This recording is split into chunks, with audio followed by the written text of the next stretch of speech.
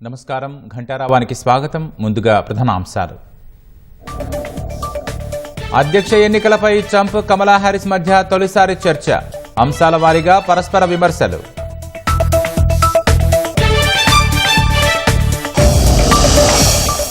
ఉచితాలను పెట్టుబడులుగా గుర్తించాలన్న రాష్ట్ర సర్కార్. జీఎస్డీపీ ఆధారంగా నిధులివ్వాలని ఆర్థిక సంఘానికి విజ్ఞప్తి.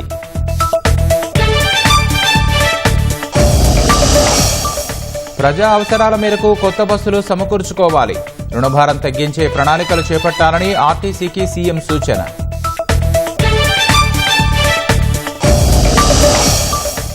రైతులను నట్టేట ముంచిన ఇటీవలి వర్షాలు. ప్రభుత్వం ఆదుకుంటేనే కోలుకుంటామంటున్న అన్నదాతలు.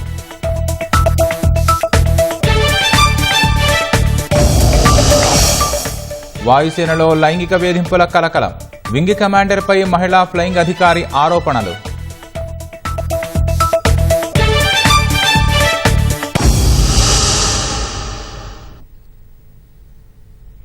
నేషనల్ కాన్స్టిట్యూషన్ సెంటర్ వేదికగా రిపబ్లికన్ అభ్యర్థి డొనాల్డ్ ట్రంప్, డెమోక్రాటిక్ అభ్యర్థి కమలా హ్యారిస్ మధ్య తొలిసారి చర్చ జరిగింది.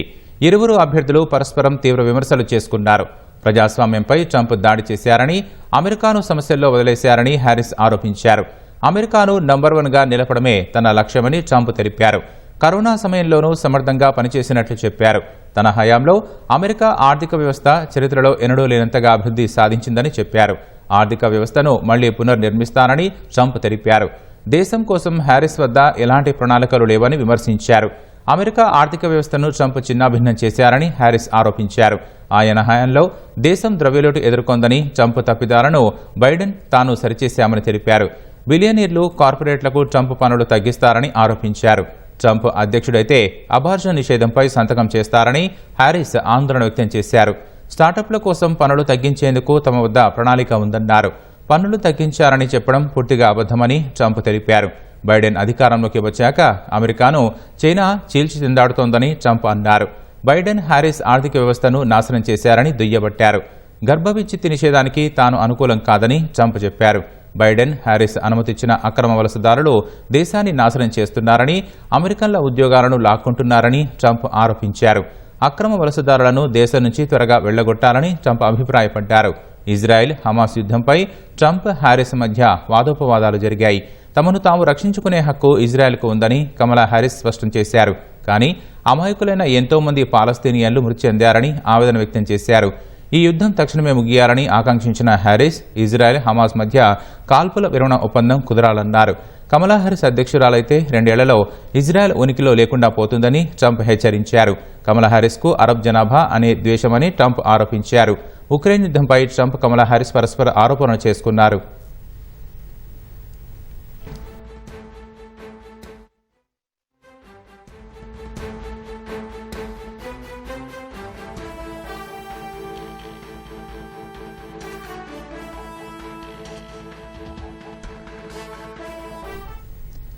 ఉక్రెయిన్ యుద్ధంపై ట్రంప్, కమలా హ్యారిస్ పరస్పర ఆరోపణలు చేసుకున్నారు.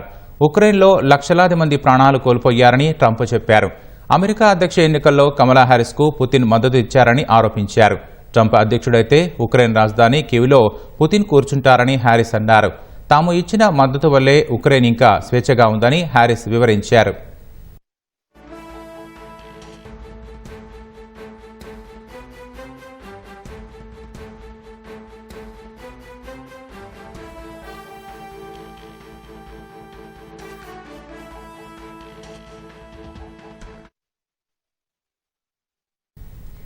అభివృద్ధి గణాంకాల్లో ముందంజలో ఉన్నప్పటికీ ఉన్న రుణభారం, ప్రత్యేక పరిస్థితులను దృష్టిలో పెట్టుకుని తగిన తోడ్పాటు ఇవ్వాలని కేంద్ర ఆర్థిక సంఘాన్ని రాష్ట్ర ప్రభుత్వం కోరింది. పన్నుల్లో వాటా, కేంద్ర ప్రాయోజిత పథకాలకు సంబంధించి అభిప్రాయాలు తెలిపింది. రాష్ట్ర ప్రభుత్వం చేపడుతున్న పలు కార్యక్రమాలు, ప్రత్యేకించి పట్టణ ప్రాంతాల అవసరాల కోసం స్టేట్ స్పెసిఫిక్ గ్రాంట్లు భారీగా ప్రతిపాదించాలని విజ్ఞప్తి చేసింది.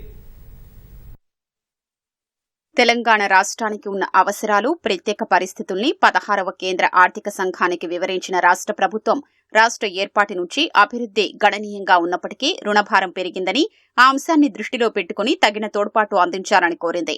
ఆర్థిక అస్థిరత ఉన్న తరుణంలో రాష్ట్రం సవాళ్లను అధిగమించేందుకు వీలుగా వీలైనంత ఎక్కువ మద్దతు అందించాలని విజ్ఞప్తి చేసింది.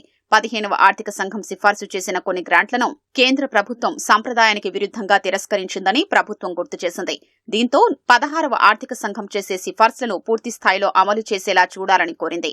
కేంద్ర పన్నుల్లో రాష్ట్రాలకు ఇచ్చే వాటాను 41% నుంచి 50% పెంచాలని విజ్ఞప్తి చేసింది. తలసరి ఆదాయాన్ని ప్రామాణికంగా తీసుకుని నిధుల కేటాయింపు చేయడం వల్ల తెలంగాణ లాంటి రాష్ట్రాలకు అన్యాయం జరుగుతోందని, రాష్ట్రంలోనూ తలసరి ఆదాయంలో జిల్లాల మధ్య భారీ వ్యత్యాసం ఉందని ప్రభుత్వం వివరించింది. నిధులు కేటాయించేటువంటి ప్రక్రియలో పర్ క్యాపిటా ఇన్కమ్ ఆధారంగా చేసుకుని ఆ డిస్టెన్స్ గ్యాప్ ని లెక్క కడుతూ ఆ గ్యాప్ నుంచి ఎంత దూరంగా ఏ రాష్ట్రాలు ఉన్నాయో ఆ రాష్ట్రాలకు ఎక్కువగా ఇచ్చుకునేటువంటి ప్రక్రియ ఈ విధానంలో ఉంది. సో దాంట్లో భాగంగా గతంలో వేరే రాష్ట్రాలు హర్యానా లాంటి రాష్ట్రం పర్ క్యాపిటా ఎక్కువ ఉంటే దాని నుంచి దూరంగా ఏ రాష్ట్రాలు ఉన్నాయని లెక్క కట్టేవారు. సరే, ఇప్పుడు తెలంగాణ రాష్ట్రం per capita income highest income గా ఉంది. సో దీన్ని పరిగణలో తీసుకొని దీని నుంచి దూరంగా ఉన్న రాష్ట్రాలు ఎవరున్నా వాళ్ళు అక్కడి నుంచి ఎక్కువగా ఇచ్చుకుంటూ వచ్చే ప్రక్రియ మొదలు పెడితే తెలంగాణ రాష్ట్రం పెద్ద ఎత్తున నష్టపోతుంది. ఈ పర్ క్యాపిటా ఇన్కమ్ నే మీరు ఆధారంగా చేసుకుని పంచే కార్యక్రమం కూడా కరెక్ట్ కాదు. దానికి ఉదాహరణగా రంగారెడ్డి జిల్లాలో సంగారెడ్డిలోనో లేకపోతే మిగతా ప్రాంతాల్లో ఉన్నటువంటి పర్ క్యాపిటా ఇన్కమ్ చూస్తే చాలా హైయెస్ట్ ఉంది. అదే రంగారెడ్డి జిల్లా పాత జిల్లాలో ఉన్నటువంటి వికారాబాద్ చూస్తే లోయెస్ట్, అత్యంత లోయెస్ట్ గా ఉంది. కొన్ని ఫ్యూడల్ వ్యవస్థ వల్ల ఈ తెలంగాణ సమాజంలో ఇలా అసమానతలు విపరీతంగా ఉండటం వల్ల ఉన్న వాళ్ళ దగ్గర ఆదాయం ధనం చాలా ఎక్కువగా కేంద్రీకృతమైంది, లేని వాళ్ళ దగ్గర ఇంకా పేదరికంగా ఉన్నారు. వీళ్ళిద్దరిది కలిపి యావరేజ్ చేసి హైయెస్ట్ ఇన్కమ్ తెలంగాణలో ఉంది కాబట్టి దీన్ని ఆధారం చేసుకొని రాష్ట్రానికి నిధులు తక్కువ ఇస్తా అంటే నష్టపోతాము. దీని భౌగోళిక పరిస్థితులు, సామాజిక పరిస్థితులు ప్రత్యేకంగా ఉన్నాయి, వీటిని అర్థం చేసుకోవాలని చెప్పి వాటిని వివరించారు. రాష్ట్రంలో ఉన్న ప్రత్యేక పరిస్థితులు, ప్రభుత్వం అమలు చేస్తున్న వివిధ కార్యక్రమాలకు ప్రత్యేక తోడ్పాటు ఇవ్వాలని ప్రభుత్వం విజ్ఞప్తి చేసింది. రాష్ట్ర ప్రత్యేక అవసరాల్ని పరిగణలోకి తీసుకుని స్టేట్ స్పెసిఫిక్ గ్రాంట్లను సిఫార్సు చేయాలని కేంద్ర ఆర్థిక సంఘాన్ని కోరింది. ఎక్కువగా పట్టణ ప్రాంతాలకు సంబంధించిన అంశాలపై ఈ గ్రాంట్లను కోరింది. ఫ్యూచర్ సిటీ పేరిట అభివృద్ది చేయనున్న 4వ సిటీ మిషన్ భగీరథ నిర్వహణ కోసం భారీగా నిధులు కోరింది. హైదరాబాద్ నగరంలో మౌలిక వసతుల అభివృద్ది, అన్ని పట్టణాల్లో భూగర్భ డ్రైనేజీ వ్యవస్థ ఏర్పాటు, మూసీ అభివృద్ది ప్రాజెక్టుల కోసం తగిన మేర నిధులు సిఫార్సు చేయాలని విజ్ఞప్తి చేసింది. యంగ్ ఇండియా గురుకులాలు, స్కిల్ యూనివర్సిటీ, చెరువుల పరిరక్షణ, వ్యర్థాల బయోమైనింగ్, స్పోర్ట్స్ సిటీ, మాదక ద్రవ్యాలు, సైబర్ నేరాల్ని అరికట్టే వ్యవస్థల బలోపేతం కోసం నిధులు ప్రతిపాదించారని ఆర్థిక సంఘం ముందు రాష్ట్ర ప్రభుత్వం వివరించింది. ప్రత్యేక గ్రాంట్ల రూపంలో దాదాపు 70,000 కోట్ల వరకు ప్రతిపాదనలు ఇచ్చినట్లు సమాచారం. రాష్ట్రంపైన ఉన్న రుణభారాన్ని కేంద్ర ఆర్థిక సంఘం ముందు ప్రత్యేకంగా వివరించిన ప్రభుత్వం ఆ భారాన్ని తగ్గించుకునేలా రుణాల రీస్ట్రక్చరింగ్ లేదా అదనపు అప్పులకు వెసులుబాటు కల్పించాలని కోరింది. ప్రతి నెల రాష్ట్ర ప్రభుత్వం ఇచ్చేటువంటి జీతాలు 5,000 కోట్ల రూపాయలుంటే అప్పులు వడ్డీలు కట్టేటువంటి డబ్బులు జీతాలు కట్టేటువంటి డబ్బుల కంటే ఎక్కువగా ఉంటున్నాయి. 5,200 కోట్ల రూపాయలు ప్రతి నెల ఈ అప్పులు ఆ ప్రిన్సిపల్ అమౌంట్ కట్టడానికి అయిపోతాం. అందుకోసమని కొంత వెసులుబాటు కలిగించాలి, అంటే రీస్ట్రక్చరింగ్ చేయమని అడిగాం. తీసుకున్న అప్పులకి 11.5% rate of interest, 10.5% rate of interest, ఇలా విపరీతమైనటువంటి రేట్ ఆఫ్ ఇంట్రెస్ట్ తో ఉన్నటువంటి అప్పుల్ని తగ్గిస్తూ కమర్షియల్ బ్యాంక్స్ లో కానీ మిగతా బ్యాంక్స్ లో కానీ మళ్లీ రుణాలు ఇచ్చి వీటిని రీస్ట్రక్చర్ చేసేటట్టుగా చేస్తే కొంత భారం రాష్ట్ర ప్రభుత్వం మీద తగ్గుతుంది. కాబట్టి ఈ అప్పులు రీస్ట్రక్చరింగ్ చేయడానికి మీరు రికమెండ్ చేయవలసింది వారిని కోరారు. విపత్తుల్ని దృష్టిలో ఉంచుకుని రాష్ట్రాల జాతీయ విపత్తు స్పందన నిర్వహణ నిధి మొత్తాల్ని పెంచాలని రాష్ట్ర ప్రభుత్వం కోరింది. స్థానిక సంస్థలకు నిధులు కూడా ఇప్పుడిస్తున్న శాతం కంటే ఎక్కువగా పెంచాల్సిన అవసరం ఉందని పేర్కొంది. కేంద్ర ప్రాయోజిత పథకాల నిధుల్ని రాష్ట్రాలు తమ అవసరాలకు అనుగుణంగా వినియోగించేలా నిబంధనలు సవరించాలని కోరింది. తద్వారా రాష్ట్ర ప్రభుత్వాలకు వెసులుబాటు లభిస్తుందని వివరించింది. రాష్ట్ర వ్యాప్తంగా ప్రజా అవసరాలకు అనుగుణంగా నూతన బస్సుల కొనుగోలుకు ప్రణాళికలు సిద్ధం చేయాలని ముఖ్యమంత్రి రేవంత్ రెడ్డి అధికారులను ఆదేశించారు. పెరిగిన అవసరాలు నూతన మార్గాలను ఎందుకు ప్రాతిపదికగా చేసుకోవాలని సూచించారు. టీజీఎస్ఆర్టీసీపై రాష్ట్ర సచివాలయంలో ముఖ్యమంత్రి సమీక్ష నిర్వహించారు. మహాలక్ష్మి పథకం మహిళలు వినియోగించుకుంటున్న తీరుపై ఆరా తీశారు. మహాలక్ష్మి పథకం అద్భుతంగా ఉందని, ఇప్పటివరకు 83.42 కోట్ల మంది మహిళలు ఉచితంగా ప్రయాణం చేసినట్లు రవాణా శాఖ మంత్రి పొన్నం ప్రభాకర్ తెలిపారు. పథకం ద్వారా మహిళా ప్రయాణికులకు 2,840 కోట్లు ఆదా అయినట్లు వివరించారు. 7,292 బస్సుల్లో మహాలక్ష్మి పథకం వర్తిస్తోందని, ఇది ప్రారంభమైన తర్వాత జిల్లాల నుంచి హైదరాబాద్లోని ఆసుపత్రులకు వస్తున్న మహిళల సంఖ్య పెరుగుతున్నట్లు పేర్కొన్నారు. అందుకు సంబంధించి పత్రికల్లో వచ్చిన కథనాలను ముఖ్యమంత్రికి అధికారులు పవర్ పాయింట్ ప్రజెంటేషన్ ద్వారా చూపారు.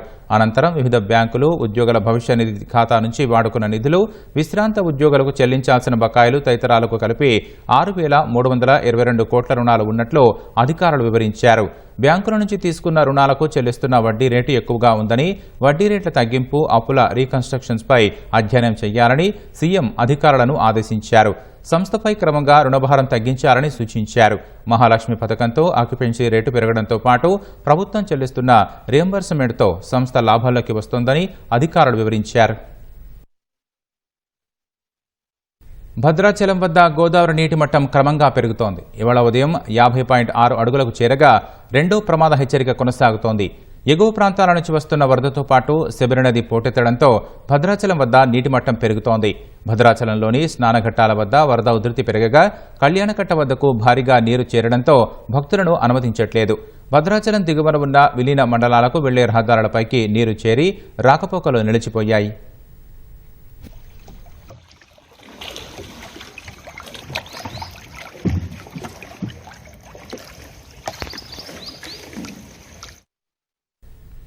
ఇటీవల వచ్చిన భారీ వర్షాలు, వరదలు రైతులను నట్టేట ముంచాయి. వరద దాటికి పొలంలో కంకర చేరి ఓ రైతు లబోదిబోమంటున్నాడు. మహబూబాబాద్ జిల్లా దంతాలపల్లి మండలం దాట్ల నుంచి మరిపెడ మండలం చిల్లంచర్లకు బీటీ రహదారి నిర్మాణానికి పనులు ప్రారంభించి కంకర పరిచారు. ఈ రహదారిపై గతంలో కాజ్వే ఉన్న చోట వంతెన నిర్మించాల్సి ఉండగా సిమెంటు పైపులు వేసి వదిలేశారు. ఇటీవల కురిసిన భారీ వర్షానికి నాగాయకుంట పొంగి వరద పోటెత్తడంతో దిగువన రహదారి కోతకు గురైంది. ఆ కంకర అంతా పక్కనే ఉన్న కౌలు రైతు మిడతపల్లి ఉప్పలయ్య వరి పొలాన్ని 1/2 ఎకరం మేర కప్పేసింది. వేసిన పంట మొత్తం కొట్టుకుపోయిన కారణంగా జరిగిన నష్టం ఒక ఎత్తైతే కంకర తొలగించేదెలా, మళ్లీ పొలంలో నాట్లు వేసేందుకు ఎంతకాలం పడుతుందనే దిగులు తనను వెంటాడుతోందని రైతు ఉప్పలయ్య ఆవేదన వ్యక్తం చేశారు. ప్రభుత్వం ఆదుకుంటే తప్ప పంట చేను బాగుపడే పరిస్థితి లేదని, ఆ దిశగా అధికారులు చొరవ చూపాలని ఆయన మొరపెట్టుకుంటున్నారు.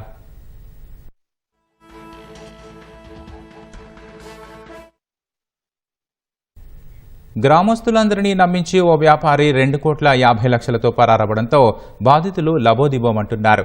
కరీంనగర్ జిల్లా చిగురుమామిడి మండలం రేకొండ గ్రామానికి చెందిన ఓ వ్యాపారి దాదాపు 2,50,00,000 రూపాయల అప్పు తీసుకుని పత్తా లేకుండా పరారయ్యాడు.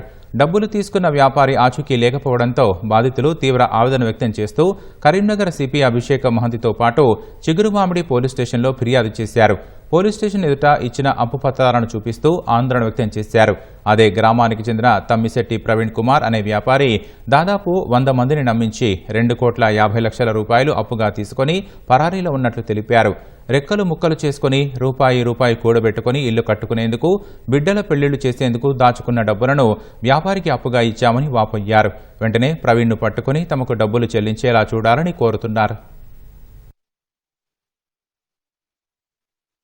నేను అప్పుడు ఇప్పుడు రూపాయి పోగేసుకొని నేను ఇల్లు కట్టుకుందామంటే నీకు ఇల్లు వరకు డబ్బులు ఇస్తానని, డబ్బులు ఇవ్వకుండా ఇస్తానని మన ఇనుప సామాన్ కడగట్లే, కంకర కడగట్లే, ఉసుక కడగట్లే, ఇగిస్తా ఇంటి ముంగట ఇల్లే కదా, ఎటుపోతున్నా ఇస్తా అని చెప్పి 4 సంవత్సరాలు ఇస్తా అని చెప్పి ఈ 10 రోజుల ముందు ఇంటికి తాళమేసి ఊళ్ళో నుంచి పరారైనాడు.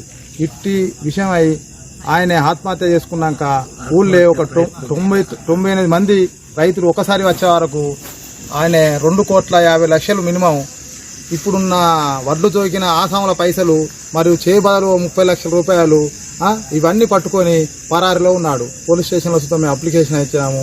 అతనిపై తగిన చర్యలు తీసుకొని మా ఊరు గ్రామస్తులకు అందరికీ న్యాయం చేస్తారని మేము ఆశిస్తున్నాం. అంతర్రాష్ట్ర గంజాయి ముఠాలపై పోలీసులు ఉక్కుపాదం మోపుతున్నారు. హైదరాబాద్ రాజన్ నగర్ ఓఆర్ఆర్ వద్ద గంజాయిని తరలిస్తున్న 5గురిని పోలీసులు పట్టుకున్నారు. నిందితుల నుంచి 89,90,000 విలువ గల 254 కిలోల గంజాయితో పాటు 2 కార్లు, 7 ఫోన్లతో స్వాధీనం చేసుకున్నారు. ఏపీలోని అరకులో గంజాయి కొనుగోలు చేసి హైదరాబాద్ మీదుగా యూపీకి తరలిస్తున్నట్లు పోలీసులు గుర్తించారు. ప్రధాన నిందితుడు సచిన్ సింగ్తో పాటు నదీం, సక్లైన్, సలీం, ప్రశాంత్ వీరంతా యూపీ, ముంబైకి చెందిన వారని పోలీసులు వెల్లడించారు. అక్రమంగా గంజాయి తరలిస్తున్న ముఠాను జగిత్యాల పోలీసులు పట్టుకున్నారు. ఒడిశా సరిహద్దు నుంచి గంజాయి తరలిస్తున్నట్లు సమాచారం అందుకున్న పోలీసులు పూడూరు వద్ద 5గురు నిందితులను పట్టుకున్నారు. వారి నుంచి 12 కిలోల గంజాయి, సెల్ ఫోన్లు, 2 బైకులు స్వాధీనం చేసుకుని రిమాండ్కు తరలించారు.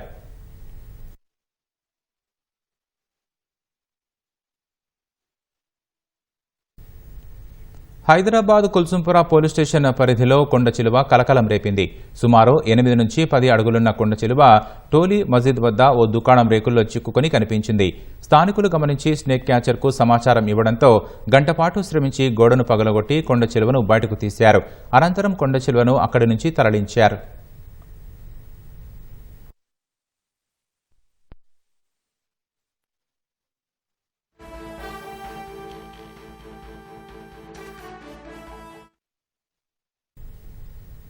ప్రముఖ కవి అష్టావధాని డాక్టర్ ఆయా చిత్తం నటేశ్వర శర్మ అనారోగ్యంతో బాధపడుతూ కన్నుమూశారు.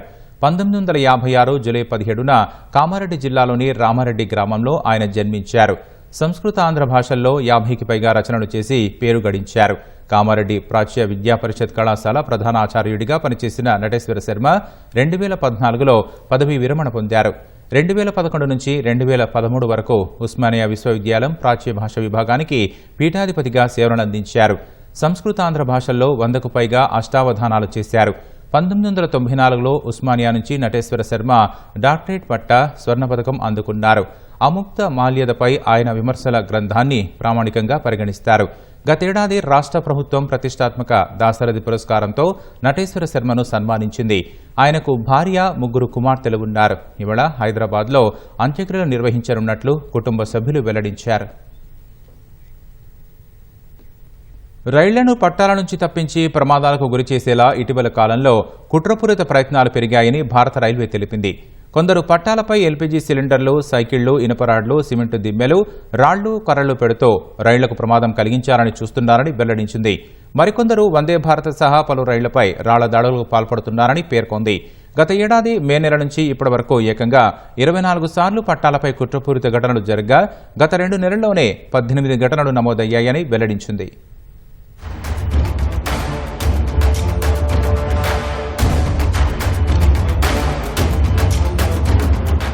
దేశంలో ఇటీవల కాలంలో రైలు పట్టాలపై కుట్రపూరిత ఘటనలు భారీగా నమోదవుతున్నాయి.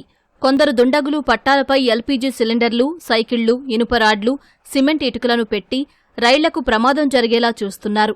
దేశవ్యాప్తంగా రైలు పట్టాలపై జరుగుతున్న దుశ్చర్యల వివరాలను భారత రైల్వే వెల్లడించింది. ఆ వివరాల ప్రకారం గత ఏడాది మే నెల నుంచి ఈ తరహాలో ఇప్పటివరకు 24 ఘటనలు జరిగాయి. అందులో గత ఆగస్టులోనే ఏకంగా 15 నమోదయ్యాయంటే పరిస్థితి ఏ స్థాయిలో ఉందనేది అర్థమవుతోంది. ఈ నెలలో ఇప్పటివరకు 4 సార్లు పట్టాలపై కుట్రపూరిత ఘటనలు జరిగాయి. అత్యధికంగా ఉత్తరప్రదేశ్లో ఈ ఘటనలు వెలుగుచూశాయి. ఆ తర్వాత పంజాబ్, ఝార్ఖండ్, రాజస్థాన్, మధ్యప్రదేశ్, ఒడిశా, తెలంగాణలో ఈ కుట్రపూరిత యత్నాలు బయటపడ్డాయి. ఈ ఘటనలకు పాల్పడుతున్న వారిలో చాలా వరకు సామాజిక మాధ్యమాల్లో వీడియోల కోసం చేస్తున్నట్టు తెలుస్తోంది.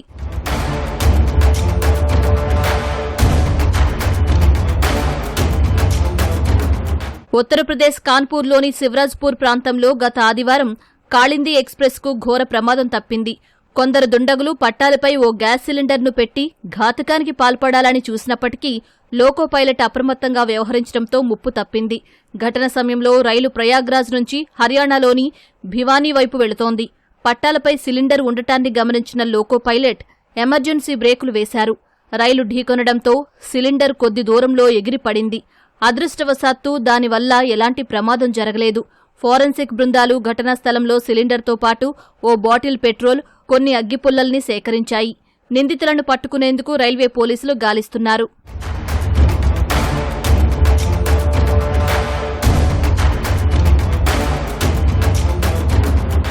అదే రోజున రాజస్థాన్లోని అజ్మేర్ జిల్లాలో రైల్వే ట్రాక్పై 2 సిమెంట్ దిమ్మెలను ఉంచిన దుండగులు గూడ్స్ రైలును పట్టాలు తప్పించేందుకు యత్నించారు. శారద్న, బంగాడ్ స్టేషన్ల మధ్య ఈ ఘటన జరిగింది. సిమెంట్ దిమ్మ ఒక్కోటి 70 కిలోల చొప్పున బరువు ఉందని, రైలు వాటిని ఢీకొన్నప్పటికీ అదృష్టవశాత్తు ప్రమాదం జరగలేదని అధికారులు తెలిపారు. ఘటనపై కేసు నమోదు చేసుకున్న పోలీసులు నిందితుల కోసం గాలిస్తున్నారు.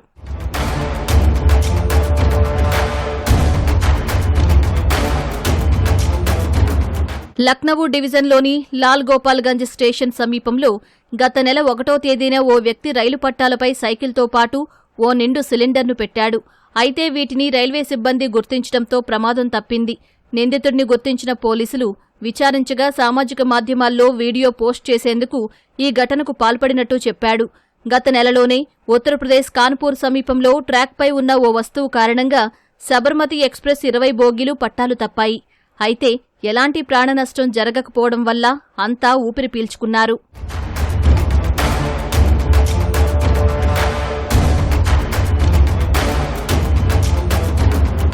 ఆగస్టు 30వ తేదీన తెలంగాణలో సికింద్రాబాద్ డివిజన్లోని చందానగర్, హఫీజ్పేట్ రైల్వే స్టేషన్ల మధ్య 20 కిలోల బరువున్న 8 మీటర్ల రాడ్ను దుండగులు పట్టాలపై ఉంచారు. రైల్వే సిబ్బంది గుర్తించడంతో ప్రమాదం తప్పింది. మరో ఘటన జార్ఖండ్లోని పాలములో చోటు చేసుకుంది. రైలు పట్టాల నుంచి 100 పాన్రోల్ క్లిప్లను దుండగులు చోరీ చేశారు. నిందితుల కోసం పోలీసులు గాలిస్తున్నారు. గత ఏడాదిన్నర కాలంలో పలుచోట్ల వందే భారత్ రైళ్లపై రాళ్ల దాడులు జరిగాయి. ఈ ఘటనల్లో రైలు అద్దాలు ధ్వంసమయ్యాయి. పలుచోట్ల ట్రాక్లపై కర్రలను పెట్టి దుశ్చర్యలకు యత్నించారు.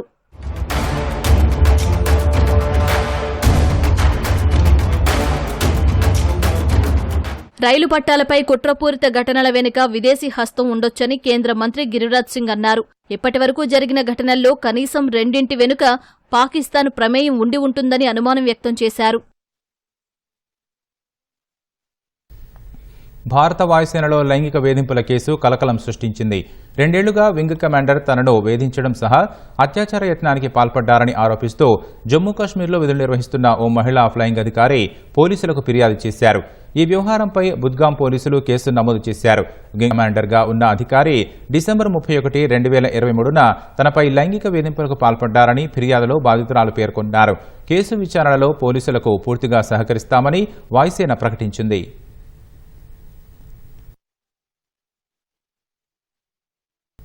రాష్ట్ర వ్యాప్తంగా వినాయక నవరాత్రి వేడుకల సందడి కొనసాగుతోంది. వివిధ రూపాల్లో కొలువైన గణపతికి భక్తి శ్రద్ధలతో పూజలు చేస్తున్నారు.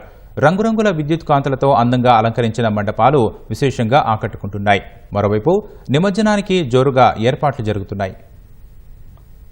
పల్లెలు, పట్టణాల్లో ఏర్పాటు చేసిన గణపతి విగ్రహాలు చూపరులను అమితంగా ఆకట్టుకుంటున్నాయి. భాగ్యనగరంలోని పలు ప్రాంతాల్లో విభిన్న రకాల గణేష్లు కనువిందు చేస్తున్నాయి. బేగం బజార్, గోషామహల్లోని విగ్రహాలు విశేషంగా ఆకట్టుకుంటున్నాయి. మానసా సరోవర్ హైట్స్ లో మానసా సరోవర్ ఆధ్యాత్మిక కమిటీ ఆధ్వర్యంలో ముంబై నుంచి గణనాథుణ్ణి తీసుకువచ్చి ప్రత్యేక పూజలు చేశారు. చిన్నారుల నృత్యాలు, నాటికలు అపార్ట్మెంట్ వాసుని అలరించాయి. మరోవైపు నిమజ్జనానికి ముమ్మరంగా ఏర్పాట్లు జరుగుతున్నాయి.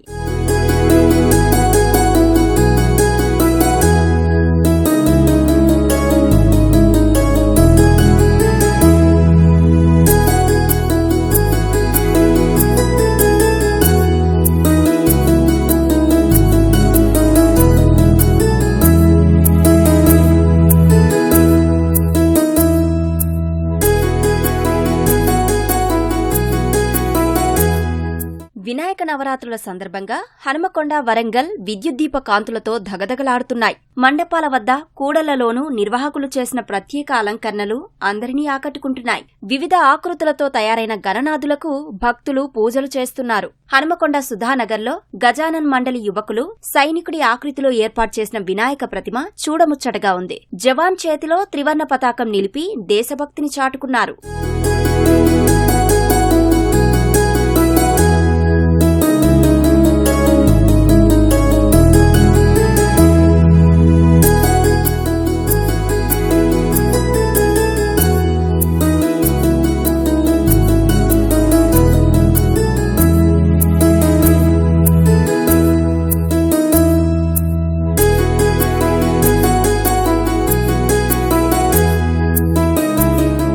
వినాయక నవరాత్రుల వేడుకలు చిన్నారుల్లో ఉత్సాహాన్ని నింపుతున్నాయి. జగిత్యాల జిల్లా మెట్పల్లిలో చిన్నారులకు నృత్యాలు, పాటల పోటీలు నిర్వహిస్తూ పిల్లల్లో దాగి ఉన్న నైపుణ్యాలను వెలికితీస్తున్నారు. నిజామాబాద్ జిల్లా డిచ్పల్లి తెలంగాణ యూనివర్సిటీలోని ఓల్డ్ హాస్టల్లో ఏర్పాటు చేసిన వినాయక మండపంలో అర్బన్ ఎమ్మెల్యే సూర్యనారాయణ ప్రత్యేక పూజలు నిర్వహించారు. సూర్యాపేట జిల్లా మద్దిరాల మండలంలోని జిల్లా పరిషత్ ఉన్నత పాఠశాలలో ప్రాజెక్టు పనిలో భాగంగా విద్యార్థులు మట్టి గణపతిని తయారు చేసి పూజలు చేశారు.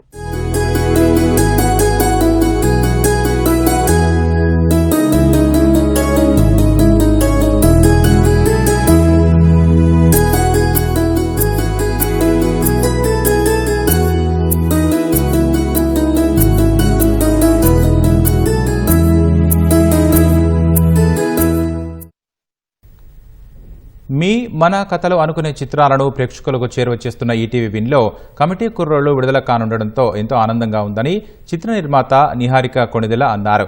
ఈ నెల 12 నుంచి ఈటీవీ విన్లో కమిటీ కుర్రోళ్లు స్ట్రీమింగ్ కాబోతున్న సందర్భంగా హైదరాబాద్ ప్రసాద్ ప్రివ్యూ థియేటర్లో చిత్ర బృందం ఈటీవీతో ఉన్న అనుబంధాన్ని గుర్తు చేసుకున్నారు. ఈటీవీ ద్వారా కమిటీ కుర్రోళ్లు మరింత మందికి చేరువ అవుతారని ఆకాంక్షించారు.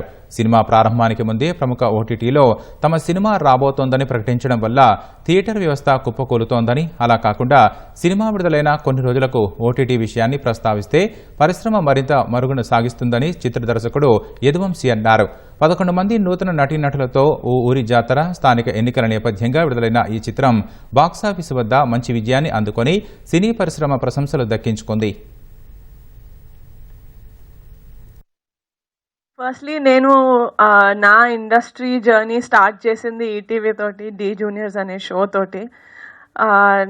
నన్ను ఆడియన్స్కి పరిచయం చేసిన platform ETV. So I would like to first say thank you for that. ఎందుకంటే నాకు ఆ మూమెంట్కి థ్యాంక్ యూ చెప్పే ప్లాట్ఫామ్ దొరకలేదు కాబట్టి thank you so much sir, you are representing ETV, so thank you. And moreover ఈటీవీలో వచ్చే కాంటెంట్ సాయి గారు చెప్పినట్టు మన అన్నట్టు ఉంటుంది. అండ్ మా కమిటీ కుర్రాళ్ళు కూడా it's that kind of film. అది మీ సినిమా లాగా మేము అనుకొని తీసాం కాబట్టి అది ఈటీవీలోకి రావడమే it's the best decision that we took and they took అని అనిపిస్తుంది నాకు. మామూలుగా సినిమా థియేటర్ రిలీజ్ ఒక అప్లాస్ ఉంటుంది. ఈ రోజు ఉన్న సినిమాలకి 2 రిలీజ్లు ఉంటాయండి. ఒకటి థియేటర్ రిలీజ్, ఒక ఓటీటీ రిలీజ్. థియేటర్ రిలీజ్ కన్నా ఎక్కువ అని చెప్పను కానీ థియేటర్ రిలీజ్ కన్నా ఎక్కువ రెస్పాన్స్ మీకు ఓటీటీ రిలీజ్ తర్వాత ఉంటుందని నేనైతే నమ్ముతున్నాను. You'll flood with all the messages and appreciation calls and everything after ETV releases this content, and I strongly believe you have better and better future for all the artists and the cast and crew work for this. అలాగే ETV winner తీసుకోవడానికి చాలా ఆనందంగా ఉంది. ఈ cinema అంటే మాకు ఇంతవరకు మేము మేబీ నాట్ ఈవెన్ ఒక 5% ఆడియన్స్కి మాత్రం ఈ సినిమా చేరువైంది అనుకున్నాము. ఈటీవీ ద్వారా మాక్సిమం పీపుల్కి ఇది చేరువాలని చెప్పి మనస్ఫూర్తిగా కోరుకుంటాను.